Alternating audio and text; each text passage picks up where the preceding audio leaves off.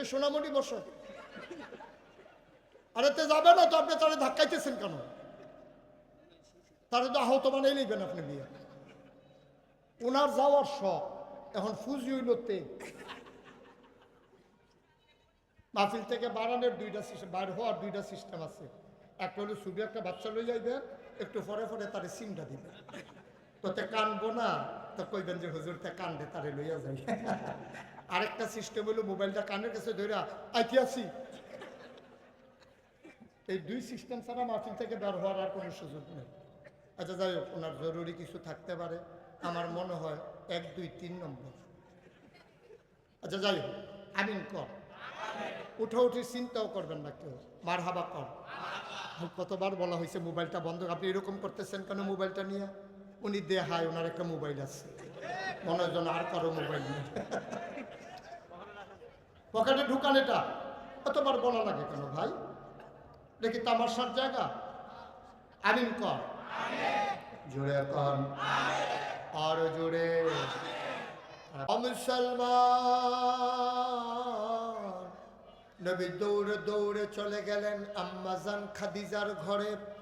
আম্মাজান খাদিজা দেখলেন নবীর গালগুলো হয়ে গেছে লাল, চোখ তার বড় বড়, কপালে মুক্তার দানার মতো ঘাম জমে আছে। আম্মাজান খাদিজা জিজ্ঞেস করেন, স্বামী আমার। উনি তো তখনও জানেন না আমার নবী যে নবীর প্রকাশ পেয়ে গেছে, নবুয়ত প্রকাশ পেয়ে গেছে। তিনি বললেন, স্বামী আমার, কেউ কি আপনারে কিছু বলেছে নাকি? আম্মাজান খাদিজা বড় প্রভাবশালিনী মহিলা ছিলেন, ওনার উপাধি ছিল তাহেরা, উনি ছিলেন পবিত্রা। যদিও এর আগে 2 জন স্বামী তার ইন্তেকাল করেছেন। আমার আম্মাজান সুন্দরী রূপসী গুণবতী মহিলা ছিলেন। আম্মাজান খাদিজা ডাক দেয়া কয়, স্বামী আমার, ও স্বামী, কেউ কি আপনারে কিছু বলেছে নাকি? আল্লাহর নবী কয়, না, কেউ কিচ্ছু বলে নাই। তাহলে ভয় পেয়েছেন কেন? আল্লাহর নবী ডেকে কয়, খাদিজা, আল্লাহর এক ফেরেশতা জিবরাইল এসেছে, ও আমাকে ডেকে বলে আমি নাকি আল্লাহর নবী। আম্মাজান খাদিজা কয়, অবশ্যই আপনি আল্লাহর নবী।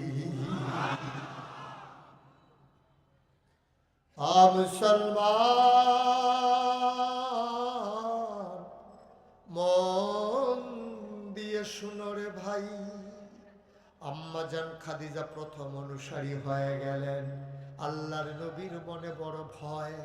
360 দেবদেবীর বিরুদ্ধে এক আল্লাহর কথা যদি বলা হয়, না জানি কি বিপদ হয়ে যায়। তিনি চুপি চুপি একাকী একাকী দিনের চিন্তা করছেন। নবীর চরম পরম বন্ধু আবু বকর সিদ্দিক রাদিয়াল্লাহু তাআলা আনহু একদিন রাস্তায় নবীর সাথে দেখা হয়ে গেল। নবীজি ডাক দিয়া কয়, আবু বকর, জরুরি কথা আছে। কয়, কি জরুরি কথা? কয়, চলো এক পার্শ্বে চলে যাই। আবু বকর সিদ্দিককে নবী আড়ালে চলে গেলেন। ডাক দিয়া কয়, আবু বকর, আল্লাহর ফেরেশতা জিবরাইল কয় আমি নাকি নবী? আবু বকর সিদ্দিক মুচকি হেসে কয়, এই দিনটার অপেক্ষায় আমি ছিলাম। আমি জানতাম আপনি কিচ্ছু একটা হবেন, শুধু ঘোষণার বাকি। আমি বুঝি নাই ঘোষণা যে চলে এসেছে। আপনি যদি নবী হন, আমি আপনার উম্মত। সংখ্যায় দিন দিন বাড়তে শুরু করলো। আম্মাজান খাদিজা, আবু বকর সিদ্দিক, নবীর চাচাতো ভাই হযরত আলী, সুবহানাল্লাহ, দিন দিন মুসলমানের সংখ্যা কমতেছে না বাড়তেছে? কেমন করে যেন প্রকাশ হয়ে গেল। প্রকাশ হওয়ার আগে আল্লাহর নবী হযরত আলীকে পাঠিয়ে সবাইকে ঢাকালেন। তৎকালীন জামানায় কোনো জরুরি খবর, বিপদের খবর, খুশির খবর দেওয়ার জন্য তাদের একটা মাধ্যম ছিল। সাফা পাহাড়ের উপরে তারা উঠে যেতেন, সবাইকে ডেকে বলতেন। আল্লাহর নবী সাফা পাহাড়ের উপরে উঠলেন, ডাক দিলেন, দেশবাসী, আমার গোষ্ঠী জ্ঞাতি, আমার বংশধরেরা, জরুরি কথা আছে, চলে আসো। সবাই আসলেন। আবু বকর, আবু জাহেল, উতবা, সাইবা, ওমর, উসমান সব যারা নবীর আপনজন, বংশধর, এলাকাবাসী, দেশবাসী, যাদের কানের কাছে খবর গেল, দৌড়ে দৌড়ে আসলেন। নবীর একটা আকর্ষণ ছিল, যদিও নবীর তখনও নবুয়ত সবাই জানে না, কিন্তু সবাই মিলে তারে ডাকতো আল আমিন, সবাই মিলে ওনারে ডাকতো সাদেক। তিনি বিশ্বাসী, তিনি সত্যবাদী, তাকে উনি ছিলেন সবার আদরের ধন। উনি ডেকেছেন পরম যত্নে মর্যাদার সাথে, সবাই হাজির হয়ে গেলেন। নবী বললেন, আপনাদেরকে ডাকার একটা কারণ, আমি যদি বলি পাহাড়ের ওই পাশে একদল সৈন্য দাঁড়িয়ে আছে, আপনারা কি বিশ্বাস করবেন না? সবাই মিলে চিৎকার করে বলে দিল, তুমি কোনোদিন মিথ্যা বলো নাই, আজকে বিশ্বাস না করার কোনো কারণ না। তুমি তো কোনোদিন মিথ্যা বলো না, তো তুমি আজকে যদি বলো পাহাড়ের ওই পাশে একদল সৈন্য আছে, তাহলে বিশ্বাস করবো না কেন? অবশ্যই বিশ্বাস করব। আল্লাহর নবী বললেন, সৈন্যবাহিনী যত ক্ষতি করতে পারত, এর চাইতে বিপদের ভিতরে তোমরা দেশবাসী আছো। তোমরা যে 360 দেবদেবীর আবাদত করো, তোমরা জানো না এই দেবদেবীদের করার কোনো ক্ষমতা নাই, না আছে কোনো পাওয়ার, না আছে ভালো মন্দ দেওয়ার ক্ষমতা। সুতরাং তোমরা সবাই মিলে আমার সাথে স্বীকার করে নাও, লা ইলাহা ইল্লাল্লাহ মুহাম্মাদুর রাসূলুল্লাহ সাল্লাল্লাহু আলাইহি ওয়াসাল্লাম। সবাই বলেন সুবহানাল্লাহ। নবী যখন এভাবে ডাকলেন, সবাই দল বেঁধে ইসলাম গ্রহণ করে ফেলছে। মা কথা বলা গ্রহণ করছে? কথা বলবেন না সবাই? যারা মঞ্চে আছেন ওনারা মনে করছে কথা না বললেও হবে, ওনারা যে বৈশা রয়েছে এটাই তো বেশি, ওনারা যে বালিশ এটা ঘুমায় নাই যে এটাই তো কপাল ভালো। আমার দিকে একটু ঘুরে বসতে হবে, আমার দিকে, বুঝেন নাই? ঘাড় বাঁকা করতে বলি না, ঘুরে বসতে পারছি, পরে তো আপনার থেরাপি দিয়ে নামান লাগবে স্টেজে। আমিন কর। আমি কিন্তু আগেই বলছিলাম না যে পরে নড়াচড়া করা লাগবে, সব একটু আগাইয়া বসেন। এখনো কিছু কিছু ফাঁকা জায়গা আছে, খুব বেশি গরম না তো, অনেকে তো শীতের কাপড়ও নিয়ে এসেছেন। এই যে রাস্তা বন্ধ হয়ে গেছে, আমি তো জানতাম এই ঘটনাটা যে ঘটবে, একটু জায়গা দেওয়া যায় না? আর একটু দেখেন তো একটু চাপা যায় কিনা।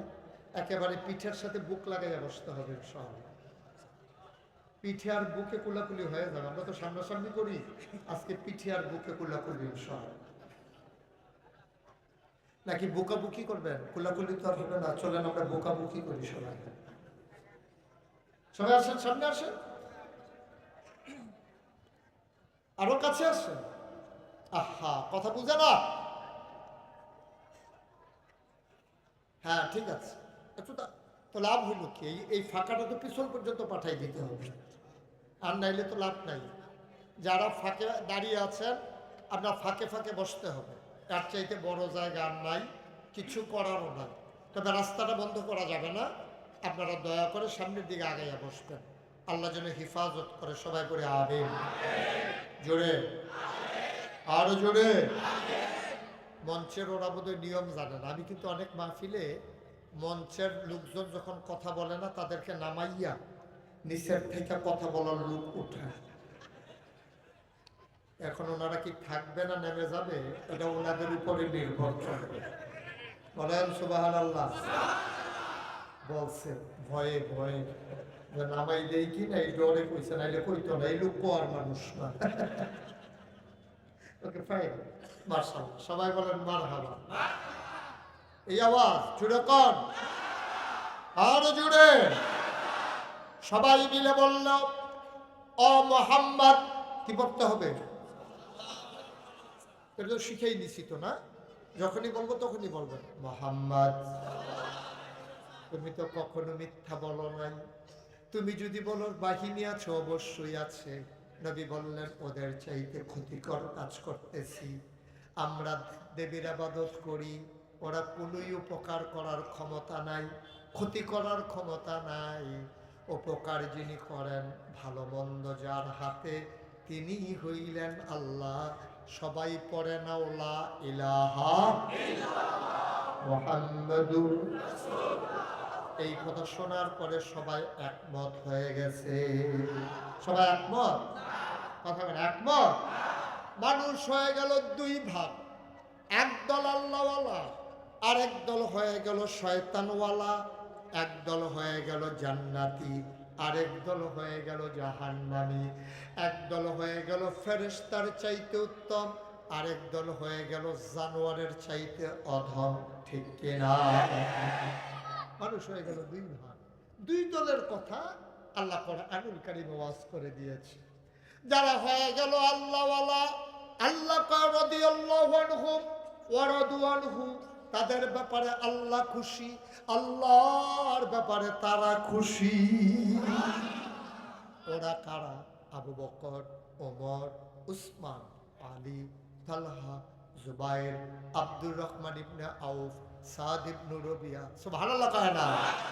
আব্দুল্লাহ ইবনে আব্বাস, আব্দুল্লাহ ইবনে মাসউদ, আব্দুর রহমান ইবনে আবু বকর। ওই সোনার মানুষগুলো তাদের ব্যাপারে বলে দিলেন আল্লাহ রাদিয়াল্লাহু আনহুম ওয়া রাদু আনহু। এখন আবু বকর ওমর যেমন ছিল ১৩,০০০ বছর পরে একবিংশ শতাব্দীর সূচনা লগ্নে ২০২৫ সালের ৩রা ডিসেম্বর আমরা যারা এখানে আছি আমরাই আবু বকর ওমর উসমান আলীর বংশধর। ঠিক কিনা? সেদিন ওরা দিন মেনেছিল, নবীর পক্ষের শক্তি ছিল ওরা, আরেক দল হয়ে গেল নবীর বিরোধী শক্তি, দিনের বিপরীত। ওরা কারা?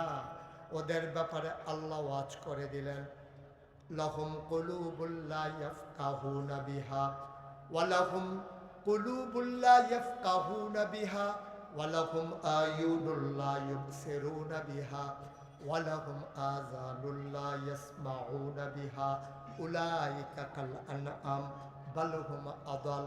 আল্লাহ কয় একদল মানুষ হয়ে গেলে এমন, মন আছে বুঝে না, চোখ আছে দেখে না, কান আছে শুনে না। আমরা বলি আল্লাহ এটা আবার কেমন মানুষ? আল্লাহ কয় আমি কি বলছি নাকি মানুষ? উলাইকা কাল আনআম, ওরা চতুষ্পদ জানোয়ারের মতো। আমরা বলি আল্লাহ সে কি জানোয়ার? আল্লাহ কয় না বালহুম আদাল, এটা জানোয়ারের চাইতে আরো নিকৃষ্ট। ঠিক কিনা? অমানুষ মন দিয়ে শুনো, চোখ থাকলে মানুষ হয় না, মুখ থাকলে মানুষ হয় না, হাঁটতে পারলেই মানুষ হয় না, কথা বলতে পারলেই মানুষ হয় না। মানুষের সবচেয়ে মূল্যবান যে জিনিস তার নাম হইল আকল, বোধ, বিবেচনা, ভালো মন্দ বুঝার ক্ষমতা। এইটাই হচ্ছে সবচেয়ে দামি জিনিস। ঠিক কিনা?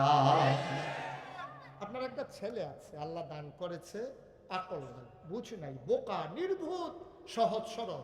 আপনি বলছেন পেঁয়াজ আনার জন্য, সে গিয়ে নিয়ে আসছে রসুন।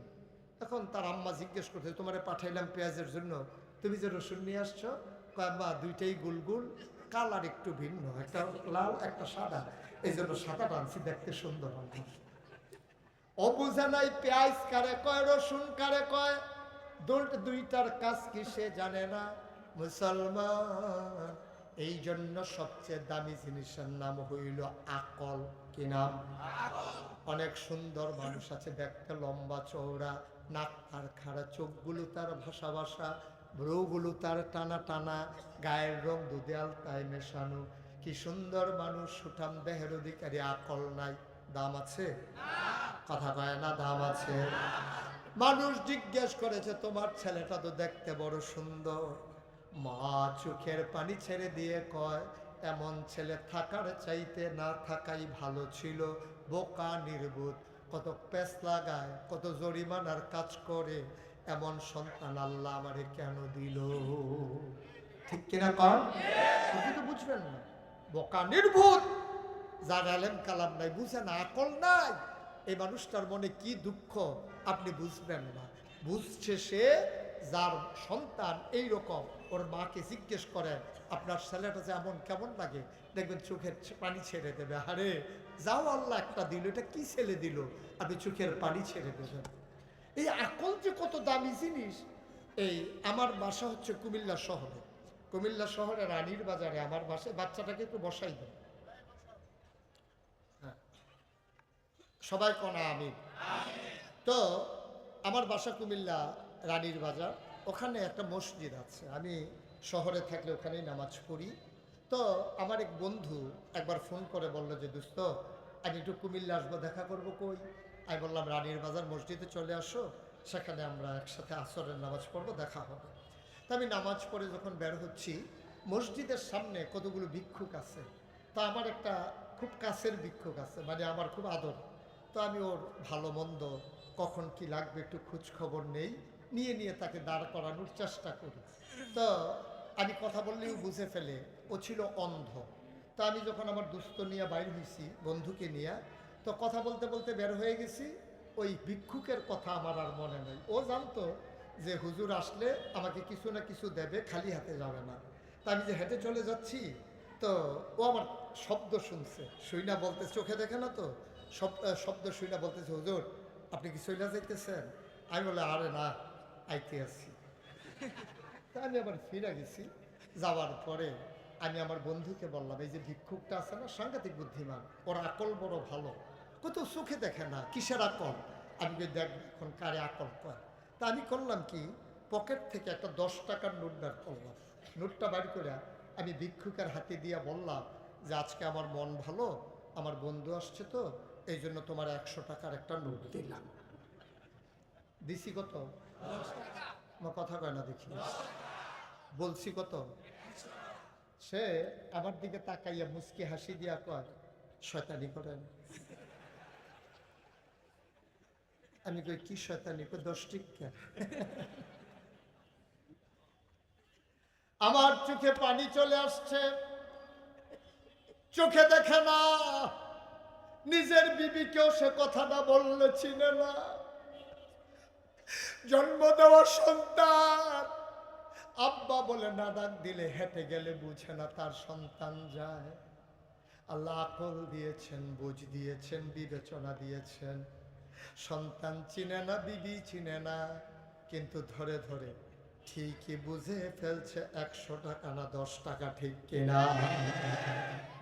এটার নাম আকল, এটার নাম বুঝ, ভালো মন্দ বুঝার ক্ষমতা। সুবহানাল্লাহ বলবেন না? ওই যে একদল মানুষ যার নাম ছিল আবুল হাকাম, তিনি ছিলেন বুদ্ধির বাপ।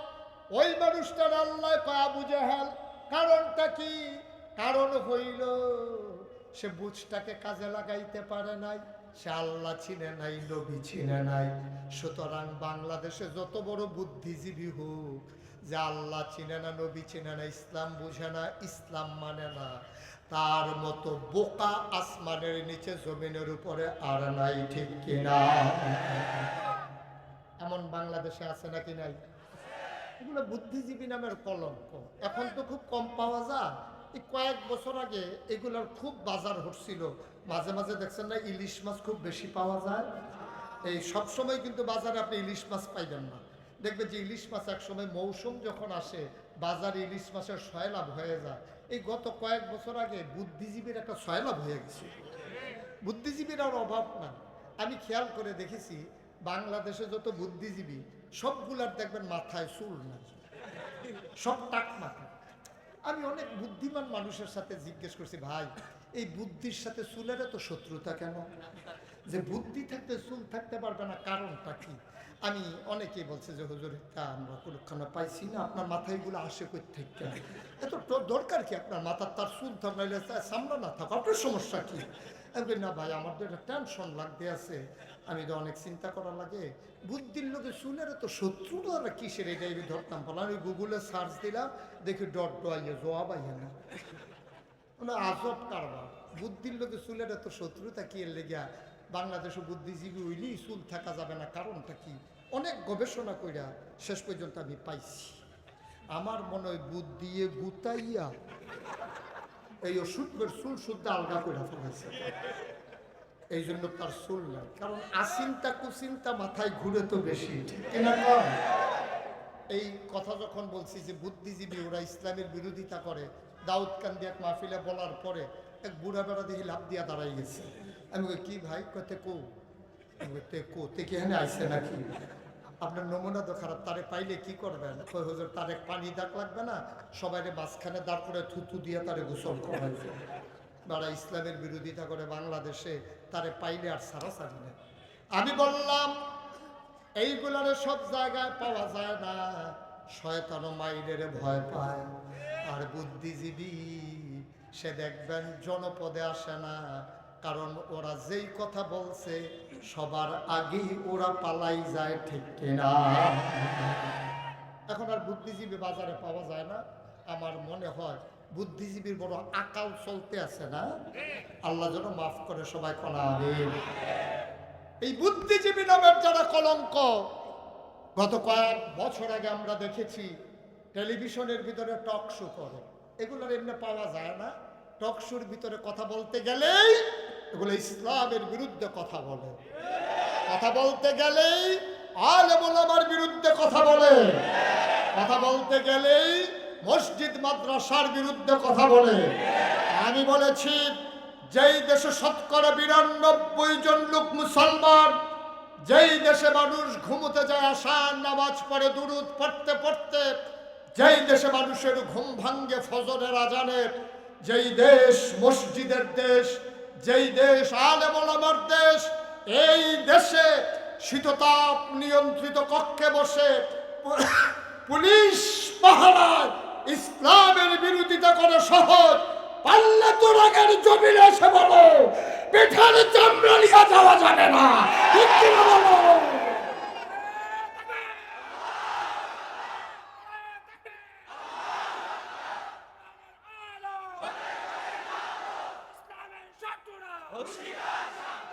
সবাই বলে না আমিন। তাদের ব্যাপারে সজাগ থাকতে হবে। আমরা কার বংশধর? আবু বকর, উমর, উসমান, আলীর বংশধর। আর ওই বুদ্ধিজীবী নামের যারা কলঙ্ক, ওরা আবু জেহেল, আবু লাহাব, উতবা, সাইবা, মুগীরার বংশধর, ঠিক কি না বলো? কারণ সেই জমানায় যেমন দুই দল ছিল, এই জমানায় তো দুই দল থাকতে হবে, এক দল থাকলে হবে কেমনে? আবু বকরের বংশধর যেমন আছে, তা আবু জেহেলেরও তো বাচ্চা কাচ্চা ছিল, তো ধারাবাহিকতায় আসছে না? তো ওরাও আছে, আমরাও আছি। তবে মনে রাখতে হবে, এই মন যা চায় তাই করা যাবে না, মুখি দিয়া যা আসে তাই বলা যাবে না, সামনে যা পাওয়া যায় তাই খাওয়া। খুব খেয়াল করে কথা শুনতে হবে। তাইলে আল্লাহ নবী যখন দিনের দাওয়াত দিতে শুরু করলেন, কথা মনে আছে তো নাকি? আবার নবী বললেন সবাই পড়ে নাও লা ইলাহা ইল্লাল্লাহ মুহাম্মাদুর রাসূলুল্লাহ। বলার পরে ওই কাফেরারা, ওরা তো নবীকে মানলই না, নবীর কথায় তো ওরা আসলই না। আবু জেহেল নবীরে মারতে যায়, ২-৩ দিন টান দিয়ে ধরে রাখে। দেখবেন ঝগড়া জমে তখন দুইজনকে যদি ধরার লোক থাকে, ঠিক কিনা? দুইজন মনে করেন রাস্তার ভিতরে ঝগড়া লাগছে, আমি বলি যে ধরার দরকার নাই, সাইডা দেন, দুইজনে দুইটা খাট, তাইলে বুঝবে মাইর কার। আপনি যখন টান দিয়া ধরবেন তার এসকো আরো বাড়বে, সাইডা দে, আপনি সাইডেই দেন না, দেখেন না কি করবে। এই সাইডাতে বলার জন্য যখন সুযোগ পায় তখনই তার ঝগড়াটা জমে বেশি। আমি বলছি দুইজনে দুইটা দেখ না, বুঝুক না, ঘুষি দিলে কেমন লাগে, খাইলে কেমন লাগে, তারপরে যদি আবার কন যে তোমরা দুইজনে আবার দাও, দেখবেন আর যাবে না। এখন আবু জেহেল যখন নবীর বিরোধিতা শুরু করছে, সে শুধু এই আগাইয়া যায় নবীর ঘুষি দেওয়ার জন্য। তো ওর যারা অনুসারী তারে ধরে রাখে, যায় না, আগায় না। কারণ আগায় না কেন? ও চিন্তা করছে মোহাম্মদের আব্বা নাই, ঠিক আছে, চাচা আমির হামজা আছে না, চাচা আবুল আহাব আছে না, চাচা আবু তালেব আছে না, আমির হামজা যদি একটা ঘুষি দেয় তাহলে ওজন হইব 50 কেজি। তা আমি আবু জেহেলকে সহ্য করতে পারবো? দেবো একটা, খাইবো 10টা, তার সাথে না দেয় এটাই ভালো। সে আগাইয়া যায় কিন্তু দেয় না। নবীর আপন চাচা আবুল আহাব, সে চিন্তা করলো সে তো ধর্মের মুখে চুন কালিমা খাই দিছে, সে এক আল্লাহর কথা কয়, ৩৬০ দেবদেবীর বিরোধিতা করে। আবুল আহাবের আপন ভাতিজা আমার নবীজি। আবার আবুল আহাব তিনি একটা পাথর নিলেন হাতে, পাথর নিয়ে নবীর দিকে ঢিল মারলেন, জঘন্য একটা গালি দিলেন, ইয়া মুহাম্মদ তাব্বালাক, ও মুহাম্মদ তোমার ধ্বংস হোক। নাউজুবিল্লাহ বলবেন না? আল্লাহর নবী চোখের পানি ছেড়ে দিলেন। আমার আব্বা নাই, আমি এতিম মানুষ, আমার আম্মা নাই, আমার দাদাও নাই। আজকে আমার চাচা আমার এত বড় গালিটা দিল সবার সামনে, আমার এত বড় লজ্জা দিল, আমারে কয় মোহাম্মদ তাব্বালা তোমার ধ্বংস হোক। আল্লাহর নবীর দিকে ঢিল মারলেন, পাথর আগাইয়া গেল, কিন্তু নবীর কদমের কাছে গিয়ে থেমে গেল। পাথরটা নবীর গায়ে পড়ে না। নবী খুব মনে কষ্ট পেলেন। চাচা না মানলে নাই, এত বড় গালি দেওয়া, আবার পাথর দিয়ে আঘাত করা, মানুষকে সাহস দিয়ে দিল। আল্লাহর নবী চুপ করে বসে চোখের পানি ছেড়ে দিয়েছেন।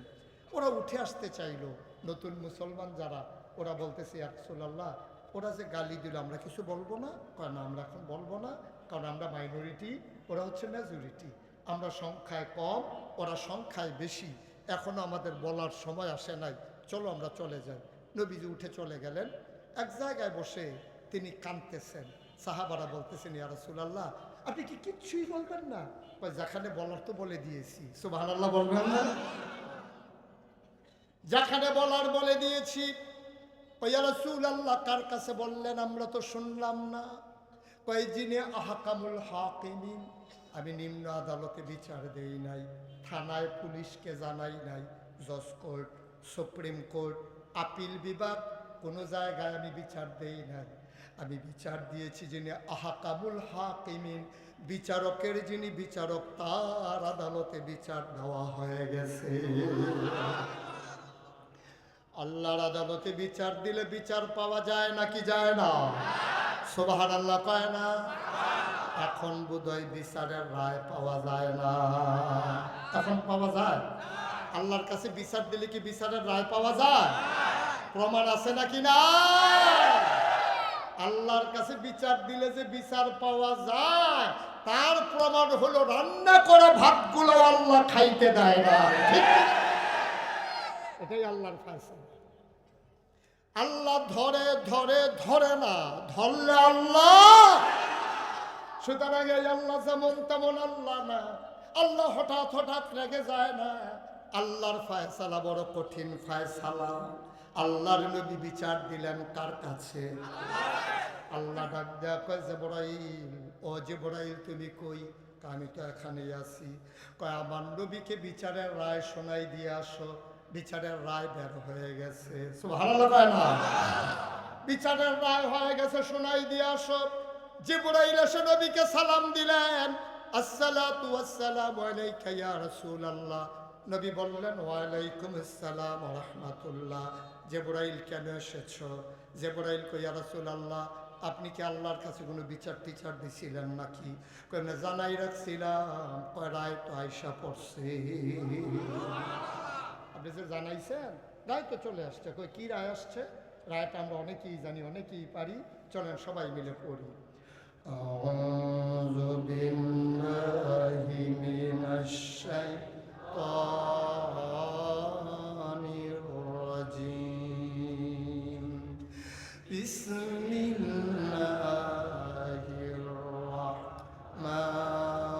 রাহমানির রাহিম। তাব্বাত ইয়াদা আবি লাহাবিন ওয়া তাব, মা আগনা আনহু মালুহু ওয়া মা কাসাব, সায়াসলা নারান যাতা লাহাব, ওয়া ইমরাআতুহু হাম্মালাতাল হাতাব, ফি জিদিহা হাবলুম মিন মাসাদ। সুবহানাল্লাহ।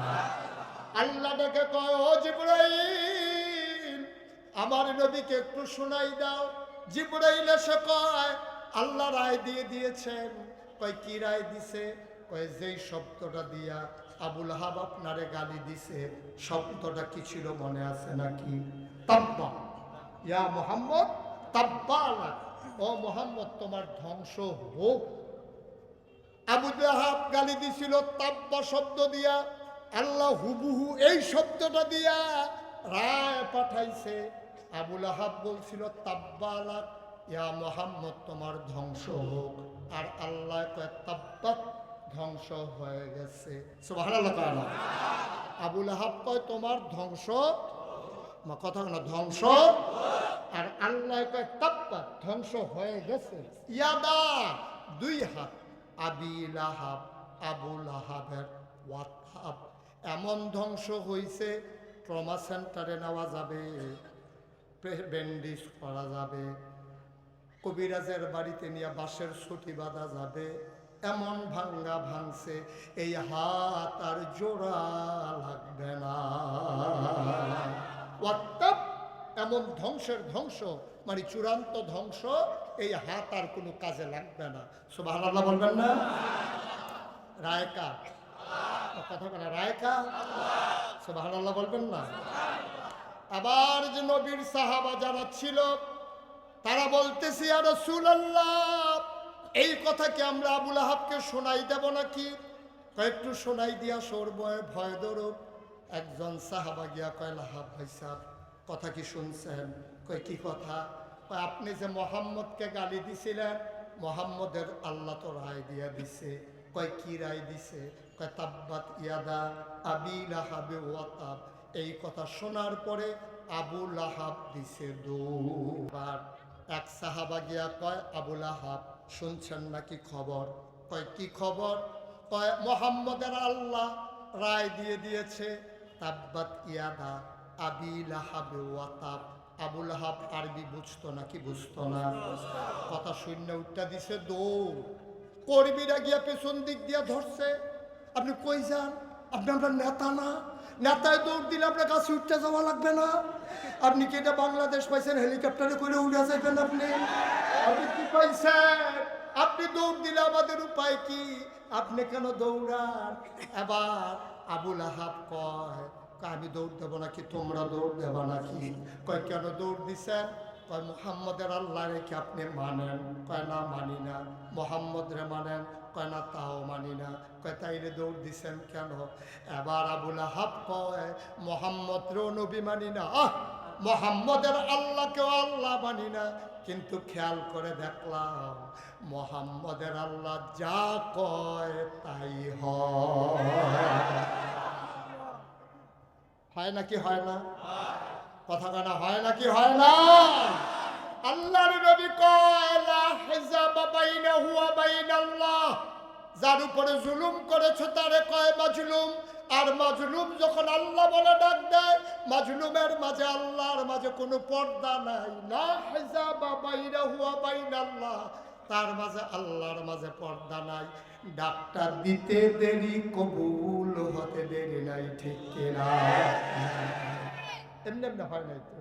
আজকে হাবিবুল্লাহ ইকবাল ভাই আমাকে বলছিলেন যে হুজুর আলেমের চোখের পানি খুব তিতা।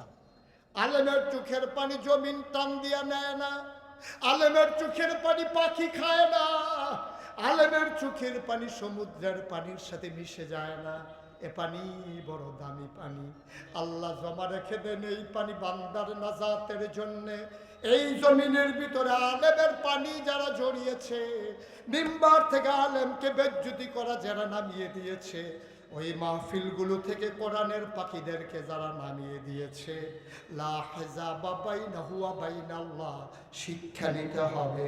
সব কিছু নিয়ে তামাশা করা যায় না। ওই তাহাজ্জুদের সময় আলেমের চোখের পানি আমার আল্লাহ ফিরাই দেন না, ঠিক কিনা? পানি বড় সাংঘাতিক পানি, এ পানি বড় দামি পানি। সহজ সরল আলেম, অর্থনৈতিকভাবে দুর্বল আলেম, রাজনৈতিকভাবে প্রভাবশালী আলেম না। এই জন্য তার ইমামতি তুমি খেয়ে ফেলো, এই জন্য তার মঞ্চ থেকে নামিয়ে দাও। সময় সব সময় একরকম যায় না। 12 মাস যেমন শীত যায় না, 12 মাস গরমও থাকে না। সময় আসলে জবাব দিতে হয়, সেই দিন আর নাই। আলেমের দিকে চোখ বড় বড় করে তাকাবা, চোখ জায়গায় থাকবে না, ঠিক কিনা? মিম্বার থেকে আলেমকে বেজ্জতি করে নামিয়ে দেবে। শাহবাগের জমিনে ছেলেরা যেমন চিৎকার করে বলেছিল, কথায় কথায় বাংলা ছাড়, বাংলা কি তোর বাপ দাদার? আজকে এই মাহফিল থেকে বলতে চাই, কথায় কথায় মিম্বার ছাড়, মিম্বার কি তোর বাপ দাদার?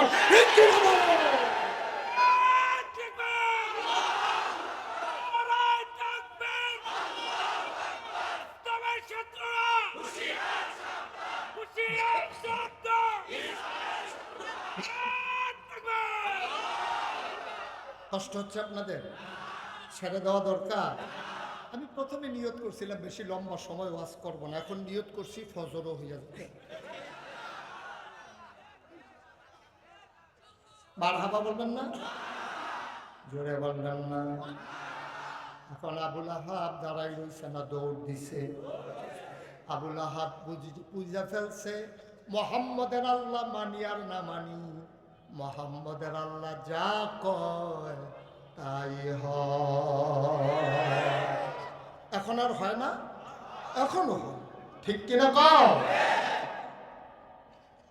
এখন মুফাসসিরিনে কেরাম কয় আল্লাহ কথা কয় কম, আল্লাহ বুঝায় বেশি। আল্লাহ আমাদের মতো এত কথা কয় না, উনি কথা কয় কম কিন্তু বুঝায় বেশি। যেমন আল্লাহ বলছেন তাব্বাত ইয়াদা, ধ্বংস হয়ে গেছে 2 হাত। মুফাসসিরিনে কেরাম কয় যদিও আল্লাহ বলছে 2 হাত, এখানে আছে 6 হাত। কয় হাত? কথা বলে দেখি, কয় হাত? আল্লাহ বলছে কয় হাত? 2 হাত।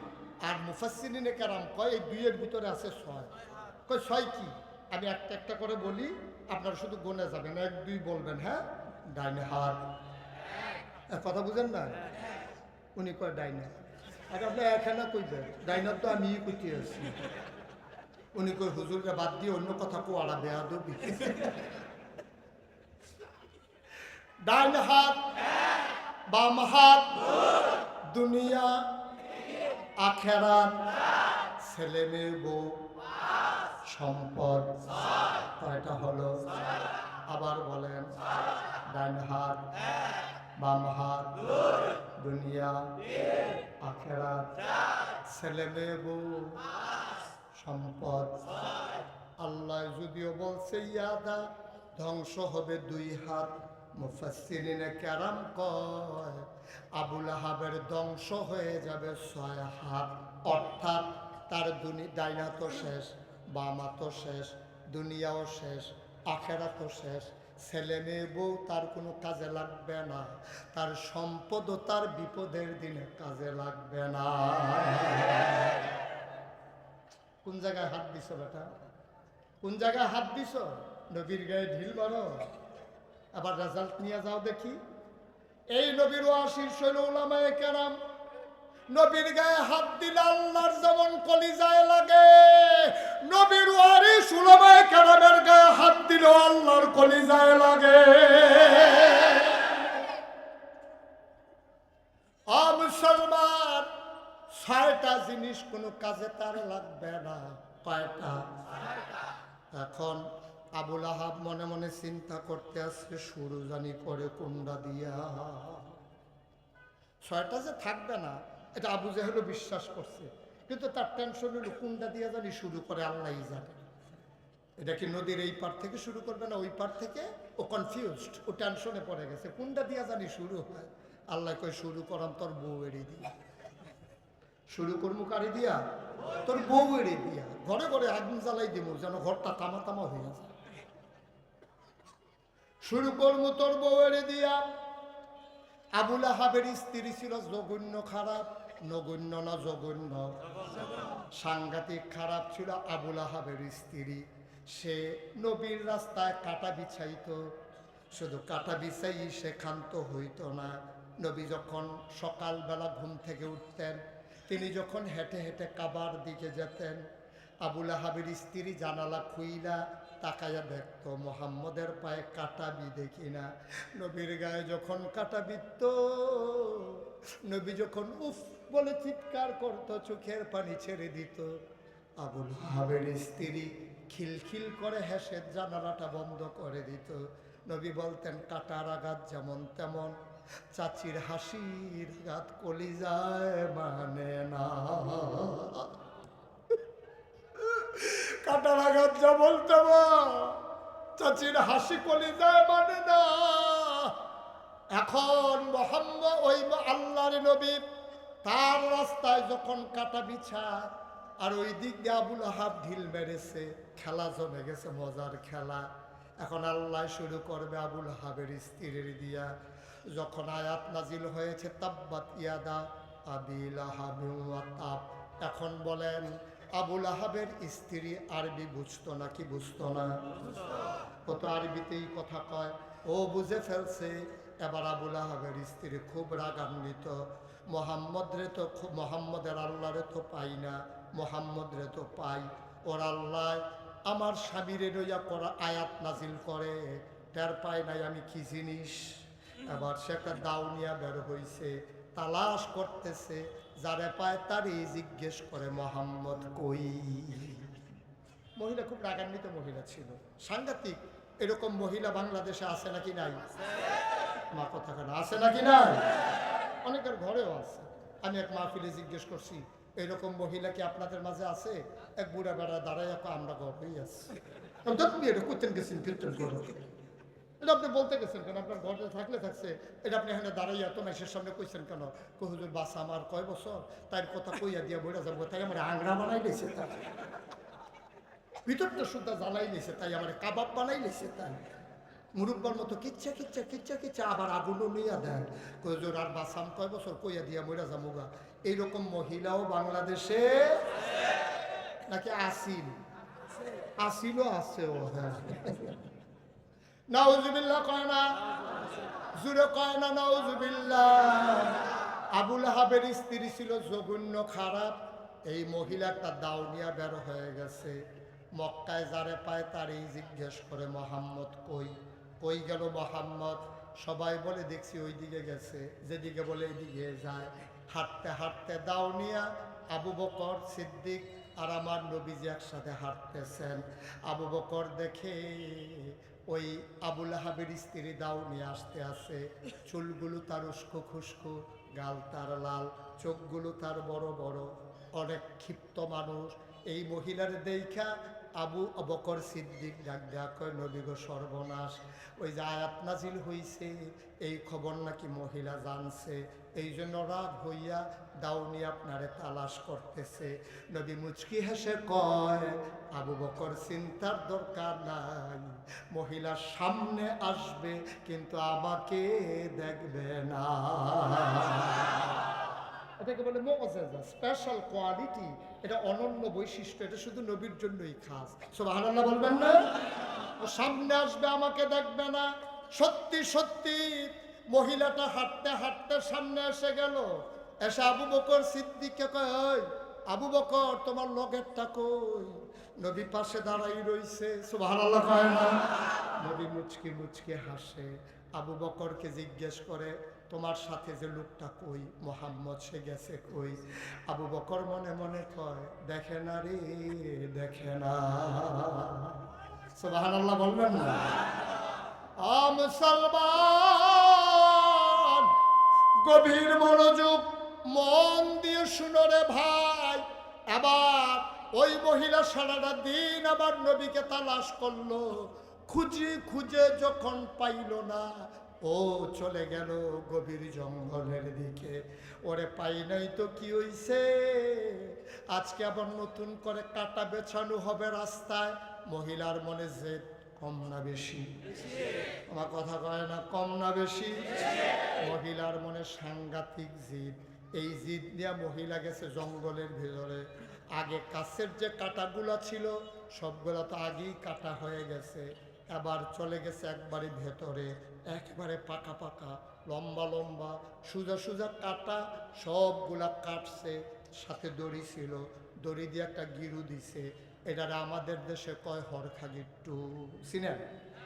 অনেক দেশে কয় ফসকা গিট্টু, মানে টান দিলে যেটা খুলা যায়। এটা আপনাদের এলাকায় কি গিট্টু কয়? ফসকা। এটা আপনার দেশে না কয়, আপনি কি সবারটা আপনি কেমন করবেন? আপনাদের বলেন তো সবাই মিললে কি গিট্টু বলে? ফসকা। মানে ওই যে একবার দিয়া আবার যে উল্টাইয়া দেয়, একটা যে গুল বাড়ায়, টান দিলে যে খুলে যায়, এটা আর কি। কি কয়? ফসকা। আমি কক্সবাজার গেছিলাম কয়েক বছর আগে, তা আমি ওদেরকে এই ওয়াজ করতে গিয়ে বললাম যে হসকা গিট্টু কারে কয়, এরকম দিয়া তারপরে যেমন বার হয় এটারে কয় হরকা গিট্টু। হ্যাঁ, আমার দিকে ছাইয়া রয়েছে।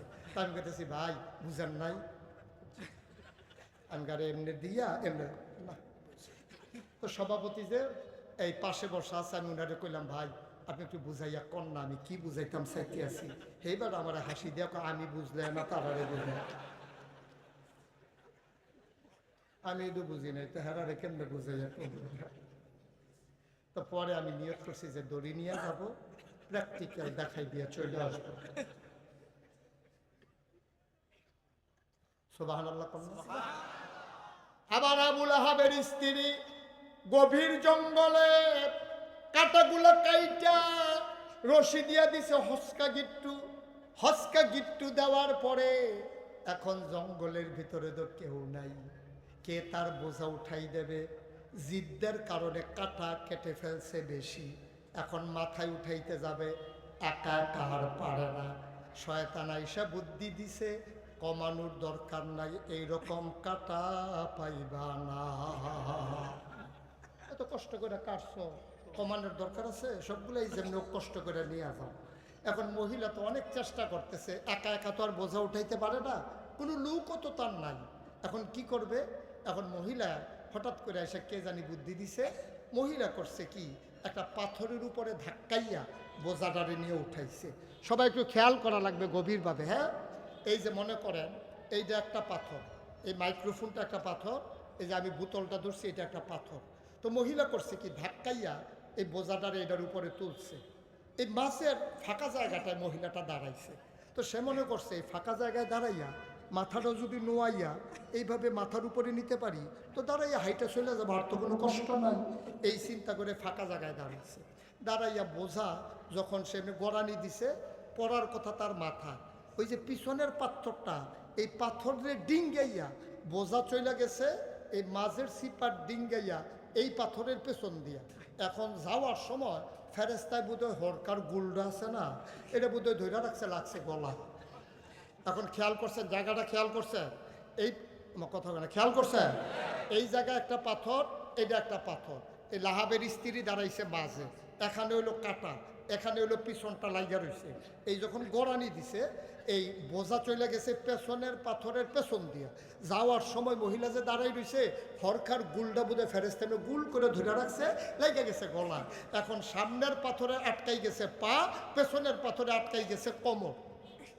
এখন কি মহিলার উল্টা? আমার কথা বলে এখন কি উল্টা? এই কাটার বোঝা এখন কই আছে? এই তো মাশাআল্লাহ বুঝা গেছে। এখন সামনের পা কি উল্টাই গেছে না আটকাই গেছে? কোমর কি শুয়ে গেছে না লাইগা গেছে? এখন এই মহিলার গলার ভিতরে কাটা, সামনে দিয়ে উঠে না, কোমরও নিচে পড়ে না। 2-3 বার আওয়াজ কইরা তাই নাই, তাই। মুসলমান, গভীর মনোযোগ। এখন সন্ধ্যা হয়ে গেছে, পাখিগুলো পন্ডিরে ফিরে গেছে, কেউ ঘর বাইরে নাই। আবুল আহাব ঘরে গিয়া দেখি স্ত্রী নাই, ঘুরতে আছে, কই গেল কই গেল। পাশের ঘরে জিগাইছে, কয় না দেখছি না। এখন যারে জিজ্ঞেস করে কই, কয় ভাই সাহেব ভাবিরে তো দেখি নাই। একজন কয় ভাই সাহেব ভাবিরে দেখছি। কই কই দেখছ? কয় দেখছি একটু জঙ্গলের দিকে গেছে। আবুল আহাব বাতি লইয়া, হারিকেন লইয়া জঙ্গলের ভিতরে তার বাহিনী নিয়ে ঢুকছে। ঢুইখা দেখে পায়ের ভিতরে লেগে গেছে পাথর, কবরের ভিতরে পাথর আটকে আছে, আর কাটার বোঝা তার গলায় লেগে আছে। সবাই কয় ভাই সাহেব ভাবিরে পাওয়া গেছে। কই কই পাওয়া গেছে? এই যে দেখেন কাটার বোঝা গলায় আটকাই রয়েছে। আবুল আহাব চিৎকার করে কয় এটা কাটা না রে, তাব্বাত ইয়াদা, তাব্বাত।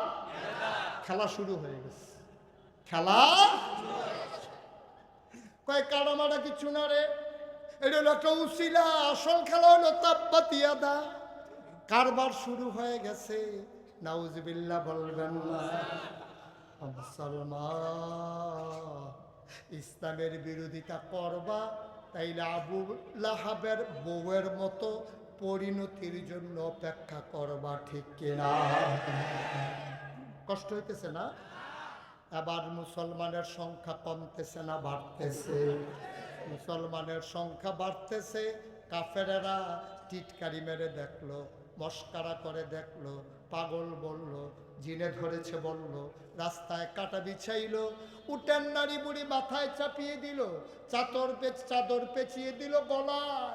নবীকে কোনোভাবেই যখন শেষ করা গেল না, এবার সব কাফেরারা মিল্লা মিটিংয়ে বসলো, ইমার্জেন্সি অ্যাসেম্বলি কল করলো, সংসদের জরুরি অধিবেশন। তৎকালীন সংসদের নাম ছিল দারুন নাদওয়া, কাবার কেনারে ছোট্ট একটা ঘর। সবাই মিলে বুদ্ধি করতেছে এখন কি করা, অনেক তো করলাম, মুসলমান তো বাড়তি আছে, কেমনে থামানো যায়। এবার সবাই মিলে বুদ্ধি করলো, চলো লোভনীয় প্রস্তাব দিয়ে দেই।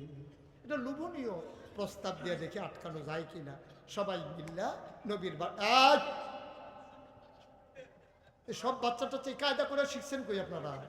এই 2-3 বাচ্চা লইয়া উঠছে, হ্যাঁ তো আরো আগে যাওয়ার কথা ছিল। এক বাচ্চা লইয়া যখন উনি আগে গেছে, উনি তো অনেক আগে যাওয়ার কথা, উনি তো 2 বাচ্চা।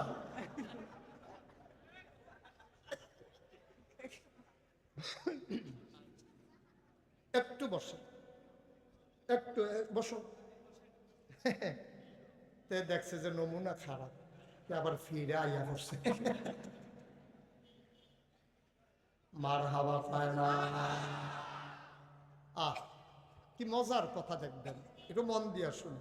এখন সব কাফেরারা মিল্লা দারুন নাদওয়ায় মিটিং বসছে, কয় টিটকারি মারলাম, মস্কারা করলাম, আঘাত করলাম, কাটা বিছাইলাম, চাদর দিয়া পেঁচ দিলাম, উটের নারী বুড়ি চাপাই দিলাম, কোনোভাবেই তো দমানো গেল না। চলে আবার ভিন্ন পদ্ধতি গ্রহণ করি। কয় কি? কয় এই দফা রফা করে ফেলি। দফা রফা কি? সবাই মিল্লা মিটিং করছে, মিটিং বৈশা সবাই মিল্লা নবীজির বাড়িতে গেছে, গিয়া ডাক দিছে মোহাম্মদ। তখন নবীজি আম্মাজান খাদিজার ঘরে, কয় মোহাম্মদ। নবী দৌড় দিয়া বাইরে আসলেন। আরে কি ভাগ্য আমার, মক্কার সব মুরব্বীরা দেখে আমার ঘরে, আমার কথা কয় কেন? তা আপনি কিছু বলতে পারলেন না? উনি আবার দেখায় করতে কথা কয়। সমস্যা তো এই জায়গায়, আমাদের দেশে সবাই খারাপ না তো, 2-1 খারাপই করে, সবাই ভিডিও করে। খুন করতে আছে ভিডিও কর, একজনে বলতে পারে না তুমি কি শুরু করছো, তাইলে তো থেমে যায়, ঠিক কি না কর? এটাই তো আমাদের মূল সমস্যা। সবাই কোনা আমি। এখন আবুল এই কি বলতেছিলাম, ওই যে মিটিং এ বসছে, আয়সা বলতেছে মোহাম্মদ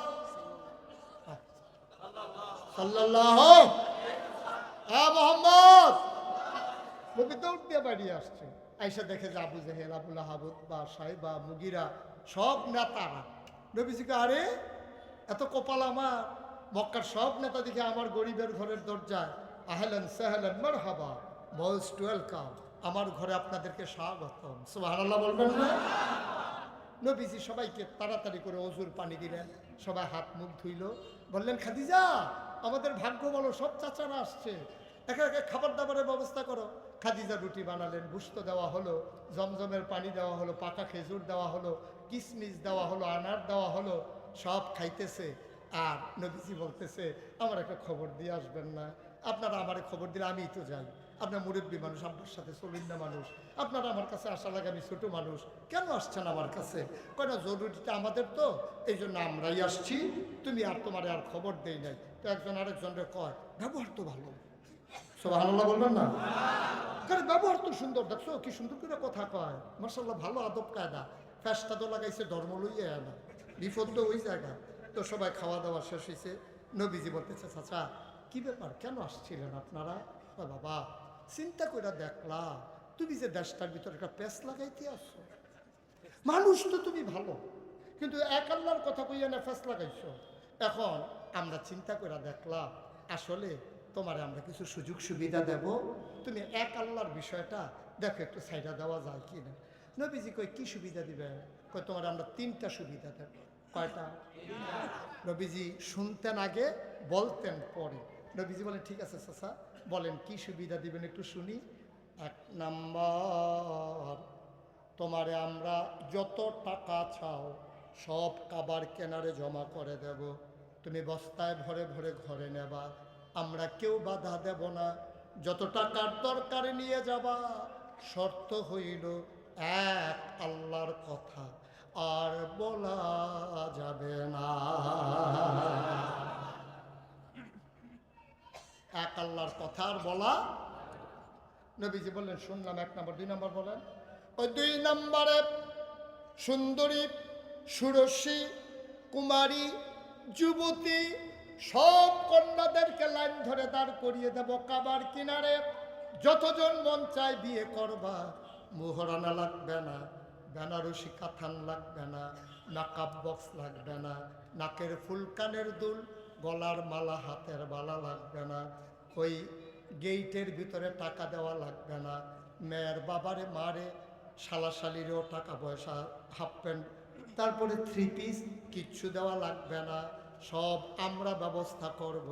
শর্ত হইল এক আল্লাহর কথা আর বলা যাবে না। কয় দফা না? মোট কয় দফা গেল? কয় দফা রইল? কয় দফা? 3 নম্বরে কি দিবে? 3 নম্বরে তোমারে আমরা নেতা বানাই দেব। নমিনেশন পেপার সাবমিট করা লাগবে না, গণমিছিল করা লাগবে না, চা খাওয়ানো লাগবে না, আগের রাতে ভোট কিনা লাগবে না। তোমারে আমরা নেতা বানাই দেব, তোমার কোনো প্রতিদ্বন্দ্বিতা হবে না, তুমি একক নেতা হয়ে যাবা, বিনা ভোটে তুমি পাস, একবারে কিচ্ছু হবে না, শুধু তুমি। এই শর্ত হইল এক আল্লাহর কথা আর বলা যাবে না। তাদের কথা শেষ। নবী চুপ করে মনোযোগের সাথে শুনলেন। এবার বললেন চাচা কথা কি শেষ? কহ আমাদের শেষ, তুমি এবার বলা শুরু করো। নবীজি কয় বলার কি আছে, আপনারা যেই 3টা বলছেন ইচ্ছা করলে 3টাই আপনারা দিতে পারবেন, এই ক্ষমতা আপনাদের আছে, কিন্তু যেইটা পারবেন না এমন জিনিসও যদি দেন। কারণ আমরা পারি না বলতে কোনো শব্দ আছে নাকি? কি পারবো না তুমি চাইবা চাও। নবীজি কয় যা বলছেন এতক্ষণ ক্ষমতাও দিতে পারবেন, টাকাও দিতে পারবেন, নারীও দিতে পারবেন, কিন্তু যা পারবেন না এমন কি, আমার ডান হাতে যদি সূর্য দেন, বাম হাতে যদি চন্দ্র দেন, খোদার কসম এটা তো আপনারা পারবেন না। যদিও বা পারেন, ডান হাতে সূর্য দেওয়া যাবে, বাম হাতে চন্দ্র দেওয়া যাবে, খোদার কসম এক আল্লাহর পথ থেকে আমি মুহাম্মদকে চুল পরিমাণ সরানো যাবে না, যাবে না, যাবে না, ঠিক কিনা? এটার নাম ইসলাম আব্বা, এটার নাম ইসলাম। তুমি ইসলাম বুঝো নাই। আমার দেশে অনেকে দেখবেন চায়ের স্টলে বৈশা বৈশা ফতুয়া দেয়, কয় জান বাঁচান ফরজ। আমি কই পাইছে? কয় ভালো কথা, যেহেতু এটা আল্লাহ বোধহয় কইছি, আল্লাহর নামে কথা চালাই দিছে। আমি আরে এটা কেমনি কি কইতেছেন আপনি? এটা ভালো কথা না তো, আল্লাহ তো ভালো কথাই কয়, তো এইটাও বোধহয় কইছে। জান বাঁচান কি ফরজ? জান বাঁচান ফরজ? আমার মৌনাদেরও তো মত আছে। জান বাঁচান কি ফরজ? জান বাঁচানো ফরজ না, ইমান বাঁচানো ফরজ, ঠিক কিনা কর? আর ইমান বাঁচাইতে গিয়া জান দেওয়া ফরজ, ঠিক কিনা কর? আপনি ইমান দিতে গিয়া জান দিতে পারবেন, জান বাঁচাইবেন কেমন? আপনি জান কি আপনার নাকি নিয়ে? আপনার ক্ষমতা আছে জান রাখা? আপনি যদি 1 কোটি টাকা আজরাইলকে দেন, তা আজরাইলকে আপনার কথা মানে নাকি? আজরাইল আপনার কথা শুনবো, ইদ্রিস নবীর কথাই তো শুনছে। কথা যার একটা মনে পড়ছে, এটা কি কইলাম? ওই মারহাবা কানারে। ইদ্রিস আলাইহিস সালামের সাথে ইদ্রিস আলাইহিস সালাম বন্ধুত্ব করছে আজরাইলের লগে। আজরাইল কয় ভাই আমার তো বন্ধু টন্ধু নাই, তা আমার তোমারে মনে ধরছে, তোমার লোক দুস্তি ফাতাম। এই আজরাইল কয় ভাই আপনি আমার দুস্থ বানান আর বন্ধু বানান, তাই মইলে কিন্তু আমি রাখতাম, যত দুস্তি টুস্তি যাই করেন তাই মইলে কিন্তু আমি টান দিয়া লয়ে যাবো। আমি কি থাকার জন্য তোমার বন্ধু বানাইতে চাই? কয় তাইলে কিসের জন্য বন্ধু বানাইতে চান? আমার যখন যাওয়ার সময় হবে তুমি 3 মাস আগে 3টা ডাক দিও, আমার একটু সতর্ক করে দিও, আমি যেন প্রস্তুতি নিয়ে মৃত্যু হইতে পারে, এই জন্য তোমার বন্ধু বানাইতে চাই। তাজরেল গেছে ঠিক আছে, এইটা পারবো। 3 মাস আগে 3বার ওয়ার্নিং দিব, এই 2-3 মাস আগে একবার, 2 মাস আগে একবার, 1 মাস আগে একবার, আপনার আমি মনে করাই দেবো আপনার সময় শেষ, এটা পারবো। তো ইদ্রিস আলাইহিস সালাম তো আশায় আশায় রয়েছে আজরাইলে জানাবে। একদিন আজরাইল আইসা কয় দোস্ত রেডি? কই কি রেডি? কয় যাওয়ার সময় গেছে। কত আমি না বললাম তোমার লোকে না দুস্তি পাতলাম, তোমার না বললাম তুমি আমার বন্ধু, আমার 3বার মনে করাই দিবে না। সোজা মানুষকে বাঁকা বানাই দিলাম, তারপর আপনি টের পান নাই আপনি যে থাকতে পারবেন না। এটা তো খেয়াল করি নাই, আমাদের ডাক তো এমনই হয়, আপনি বুঝেন নাই। কয় না আমি তো বুঝি নাই। কই 2 নাম্বার ডাক দিছিলেন কবে? আপনার চুলগুলো কেমন ছিল? কয় কালো ছিল। কয় এখন কেমন? কয় চুল আর দাড়ি তো এখন পেকে গেছে। কয় এইটাই তো 2 নাম্বার ডাক। আপনি কি তখনও বুঝেন না আবার চুলগুলো আগের জায়গায় নাই? কুচকুচে কালো চুলগুলো সাদা বানাই দিলাম। সেই দিন তো বোঝা দরকার ছিল এই দুনিয়া থাকার জায়গা না। 2 নাম্বার ডাক দিছি কালো চুল সাদা বানাইয়া। কয় ভাই তাই? কয় 3 নাম্বার ডাক দিছিলেন কবে? কয় আপনার দাঁতগুলো এখন আছে না পড়ে গেছে?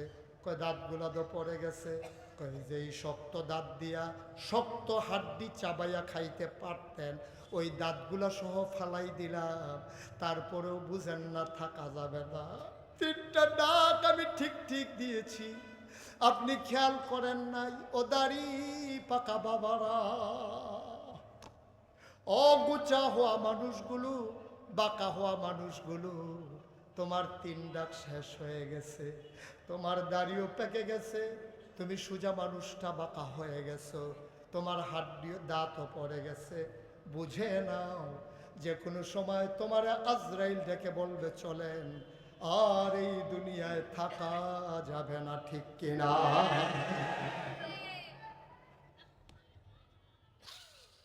অতুরাগের মানুষ, উত্তরার মানুষ, কাবার পাড়ার মানুষ, দূর থেকে ছুটে ছুটে আসা মানুষ, মুস্তাক ফয়েজি কোনোদিন এই মাঠে আসে নাই, আর কোনোদিন আসবো কিনা জানি না।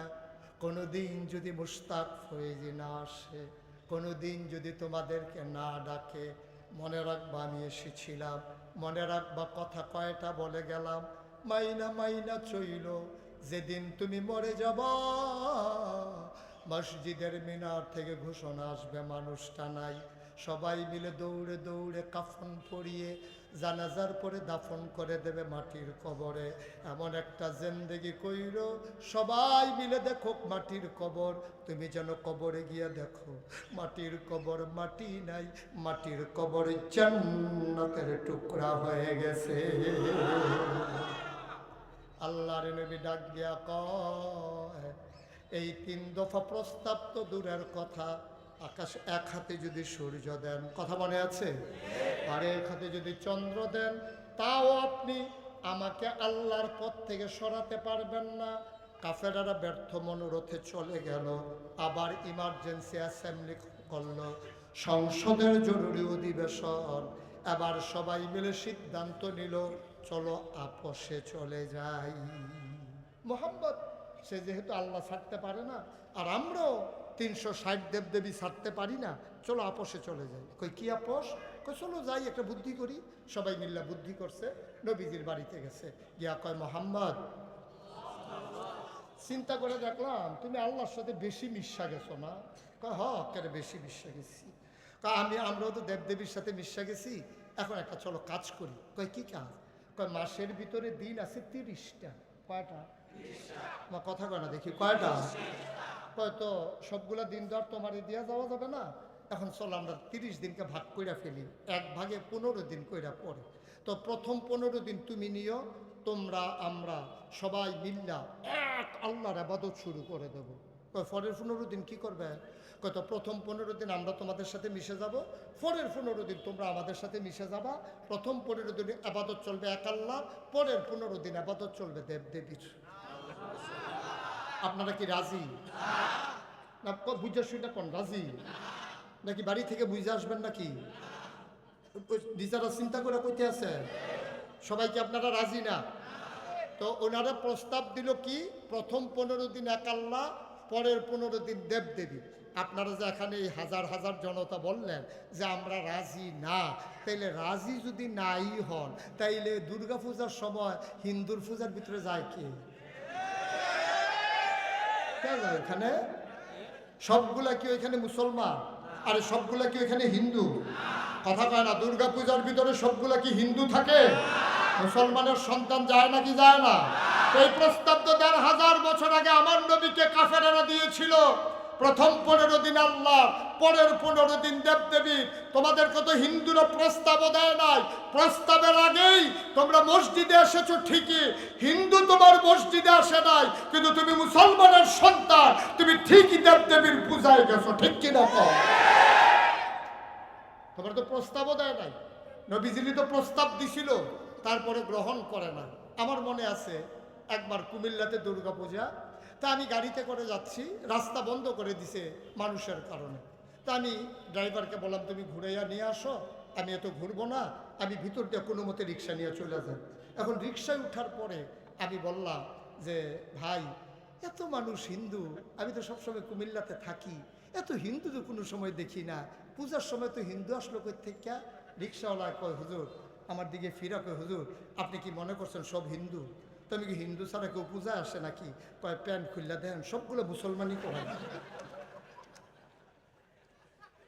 সব মুসলমানের ফোতায়, ঠিক কিনা কম? লজ্জা আছে আমাদের, শরম আছে আমাদের।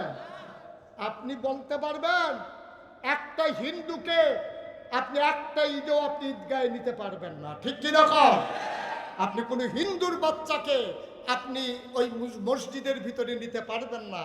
আমরা মুসলমান, আমাদের এক আল্লাহ, আমাদের এক নবী, আমাদের কিবলা, আমাদের কাবা, আমাদের নবী মুহাম্মদুর রাসূলুল্লাহ, আমার জীবন বিধান, আমার কোরআন, এত কিছু আমাদের সুন্দর সুন্দর থাকার পরে কাফেরারা আপোষ করলো না, আমরা ঠিক ঠিক আমরা আপোষ করে ফেললাম, ঠিক কিনা কম?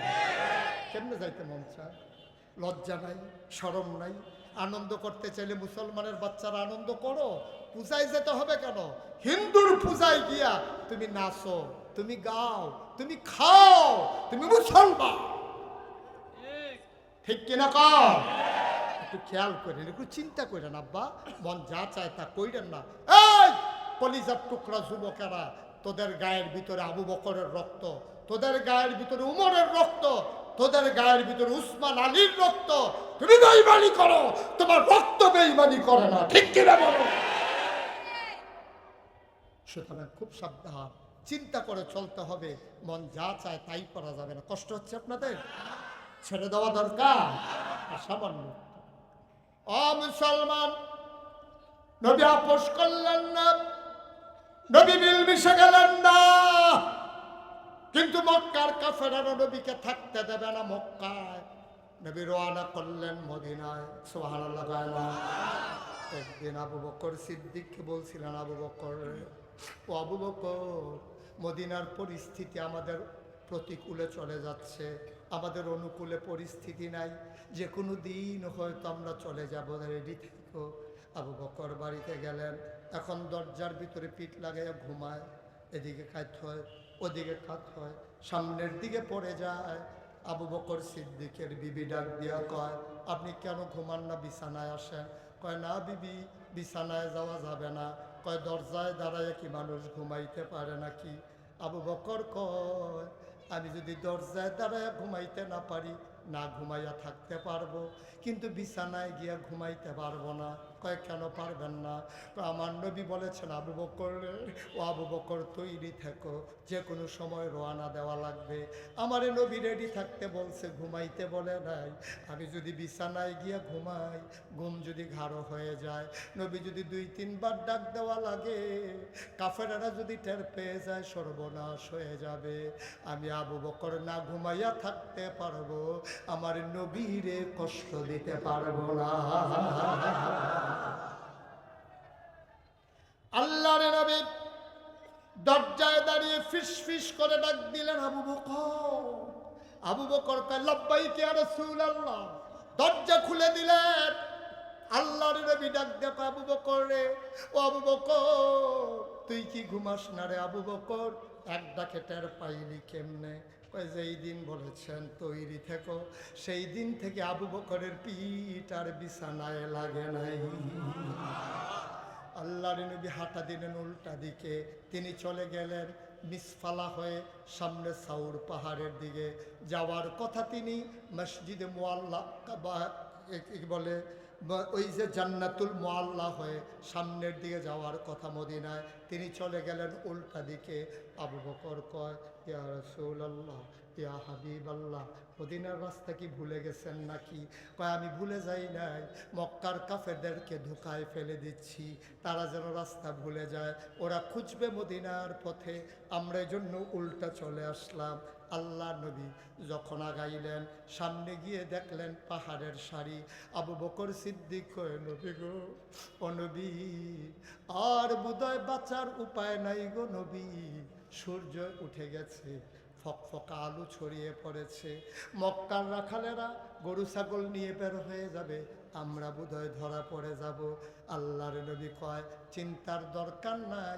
আর আল্লাহ কয়, ওয়ালা তাহিনু ওয়ালা তাহজানু ওয়া আনতুমুল আ'লাউনা ইন কুনতুম মুমিনিন। কোনো ভয় নাই, কোনো পেরেশানি নাই, সফল কাম তোমরা হবাই হবা যদি তোমরা মুমিন হও।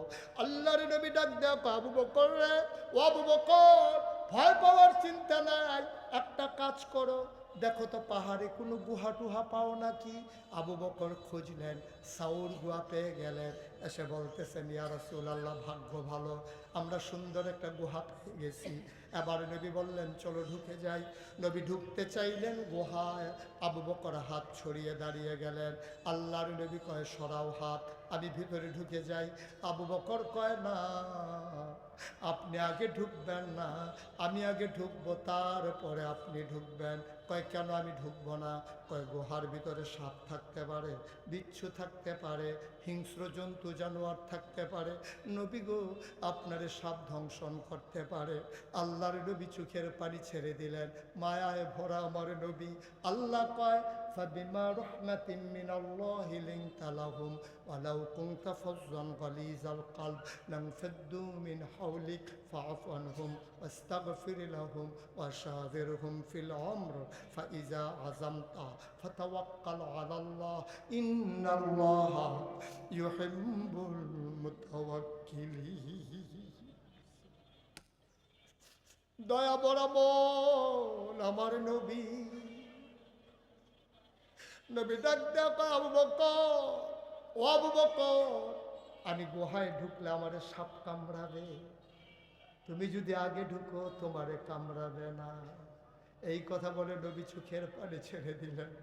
আবু বকর রে, পিঠানায় পিঠের ভিতরে বিছানা লাগাইলি না, খুবই কোন দিন বলেছিলাম তৈরি থাকো, এরপরে তুই আর পিঠ বিছানায় লাগাস নাই, আর আজকে বলতেছ তুই আগে গুহায় ঢুকবি তারপরে আমি ঢুকবো, আমারে কামড়াবে, তোরে কামড়াবে না। আবু বকর সিদ্দিক চোখের পানি ছেড়ে দিলেন, গোস্তাকে মাফ কর দিজিয়ে, নবী গো, বেয়াদবি মাফ করবেন, আমারে যদি কামড়ায়, আমার মতো 100 আবু বকর যদি মরে যায়, ইসলামের কিচ্ছু হবে না, আপনি নবীর কিচ্ছু হয়ে গেলে ইসলাম থাকবে না।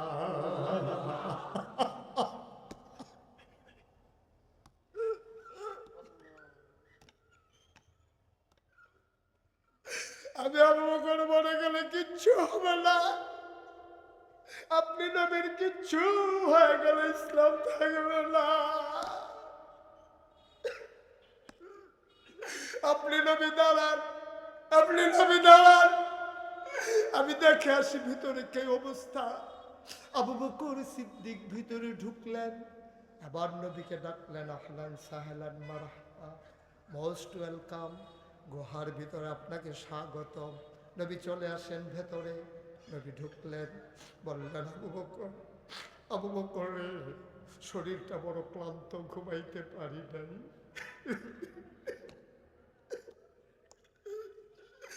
ঘুমাইতে পারি নাই রে আবু বকর, আসন পেতে গুহায় একটু বসো, একটু আরাম হয় কিনা দেখি। আবু বকর সিদ্দিক বসে গেলেন, নবী কুলের ভিতরে মাথা রাখলেন। আবু বকর আলতো করে কপাল টিপে দেয়, আঙ্গুলগুলো চুলের মাঝে বিলি কেটে দেয়। নবী আরাম পেয়ে ঘুমিয়ে পড়লেন। আবু বকর তাকায়া দেখে গুহার ভিতরে অসংখ্য ছিদ্র, সবগুলা চিত্র দিয়া সাপের জিহ্বা দেখা যায়, লক লক করে জিহ্বা। আবু বকর ভয় পেয়ে গেলেন, আমি এখন কি করব? উনি মাথার পাগড়িটাকে ছিঁড়ে টুকরা টুকরা করলেন। আর একটা বর্ণনা এসেছে ওনার পাঞ্জাবিটা খুলে উনি টুকরা টুকরা করে কাপড়টারে পাঞ্জাবিটাকে ছিঁড়ে ফেললেন। সবগুলো গর্তের ভিতরে একটা একটা টুকরা কাপড় ঢুকাই দিলেন।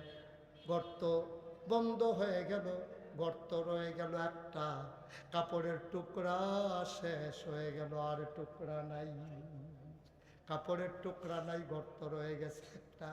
আবু বকর চিন্তা করে আমি এখন কি করব? উনি আস্তে করে নবীর মাথা মুবারকের নিচ থেকে পাটা বের করলেন। তিনি আস্তে করে পাটা দিয়া গর্তের মুখে চাপা দিয়া রাখলেন। বিষাক্ত সাপ বের হতে না পেরে আবু বকরের পায়ের ভিতরে ধ্বংসন করেছেন। বিষাক্ত সাপ, পাহাড়ি সাপ, ওই ছোবলে আবু বকরের শরীরটা নীল হয়ে গেল। আবু বকর বিষাক্ত সাপের যন্ত্রণায় বারবার কান্নার আওয়াজ বের হয়ে আসতে চায়। নবী আরাম ফরমাচ্ছেন, আমি যদি কাঁদি নবীর ঘুম ভেঙে যাবে। সুবহানাল্লাহ। আমি যদি কাঁদি আমার নবীর ঘুম ভেঙে যাবে। আবু বকর দাঁত দিয়ে ঠোঁটটারে কামড়ে ধরলেন, আওয়াজটা যেন বের হয়ে না যায়। ফুলে ফুলে শরীরটা হঠাৎ করে কেঁপে উঠে, কিন্তু কান্নার আওয়াজ তিনি বের হতে দেয় না। মুফাসসিরিনে কেরাম কয়, আবু বকর কান্নার আওয়াজ থামাইবা দাঁত দিয়া কামড়াইয়া, চোখের পানি থামাইবা কি দিয়া? ঠোঁটের ভিতরে কামড়াইয়া আওয়াজ থামাইবা, চোখের পানি থামাইবা কি দিয়া? টপ টপ করে 2 ফোঁটা পানি আল্লাহর নবীর গাল মুবারকে পড়ে গেল। আল্লাহর নবী চমকে উঠলেন, থমকে দাঁড়ালেন। তিনি আশ্চর্যান্বিত হয়ে গেলেন। আবু বকর কান্দে আর আমি ঘুমাইতেছি, এটা আমার কি ঘুম? আল্লাহর নবী ডাক ডাক, আবু বকর, ও আবু বকর, আসমার কথা মনে পড়ছে না? ছোট্ট মেয়ে আসমার জন্য মন খারাপ, কান্দোস কেন? আয়েশার কথা বুঝি মনে পড়ছে নাকি আব্দুর রহমানের কথা মনে পড়ছে রে আবু বকর? আবু বকর, বাচ্চাদের কথা বুঝি খুব বেশি মনে পড়তেছে। ইসলামের জন্য তুই কি না করছস রে আবু বকর? আজকে তুই কাঁদতেছস, নিশ্চয়ই তোর পরিবারের কথা মনে পড়ে গেছে। আবু বকর সিদ্দিক কয়, ইয়া রাসূলুল্লাহ, আপনি এটা কথা বললেন, আমি বাচ্চাদের কথা মনে কইরা কানবো? যেই মক্কার বাচ্চারা খিদা নিয়া আপনার চেহারার দিকে তাকাইলে কান্না ভুলে যায়, আর আমি আবু বকর আমার কুলে আপনি, আমি কানবো? বাচ্চার জন্য এটা কেমন হয়? কয়, তাইলে কান্না করো কেন? আবু বকর সিদ্দিক কয়, নবী গো, ও নবী, আমি মনে করেছিলাম বলবো না, আজকে তো না বইলে আর পারলাম না, জিজ্ঞেস করে ফেলছেন। সাপ আমার পায়ের ভিতরে কামড়ে দিয়েছে। আল্লাহ নবী কয়, কেন ডাকলি না আমাকে? কয়, আপনার ঘুম ভেঙে যাবে এই জন্যে। ইসলাম কত কষ্টের ইসলাম না? কত কষ্টের ইসলাম। আমরা নাম কাওয়াস্তে মুসলমান, ইসলাম মানার জন্য কোনোদিন একটা সাপের কামড় খাও নাই। কোনোদিন নামাজ পড়ার কারণে তোমারে কেউ বেয়াজ্জতি করে নাই। ইসলাম মানার কারণে কোনোদিন তুমি লজ্জা পাও নাই।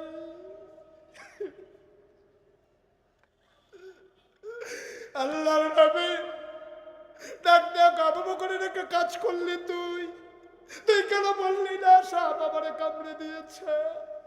কেমনে বলবো? আপনি ঘুমাচ্ছেন, আমি কি আপনার ঘুম ভাঙাই দিতে পারি? আমি আবু বকর মরে গেলেও তো আপনার ঘুম ভাঙাবো না।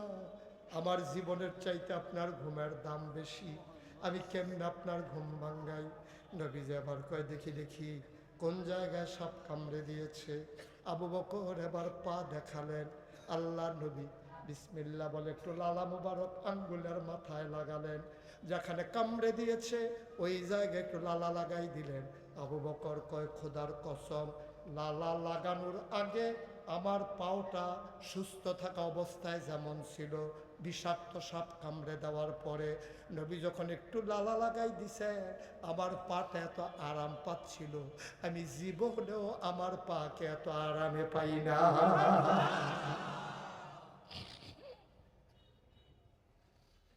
ও তুরাগের মুসলমান, কামারপাড়ার মুসলমান, উত্তরার মুসলমান, বাংলাদেশের বিভিন্ন জেলার মুসলমান, মুশতাক ফৈজি যদি না আসে আর, মনে রাখো, মনে রাখো, ইসলামের জন্য নাজরানা পেশ কইরো রে আব্বা, ইসলামের জন্য যা পারো তা কইরো। তুমি বছরে বছরে টাকা আছে উমরা করতে মক্কায় যাও, তুমি কাবা ঘরে ধুইরা ধুইরা জান্নাত তালাশ করো।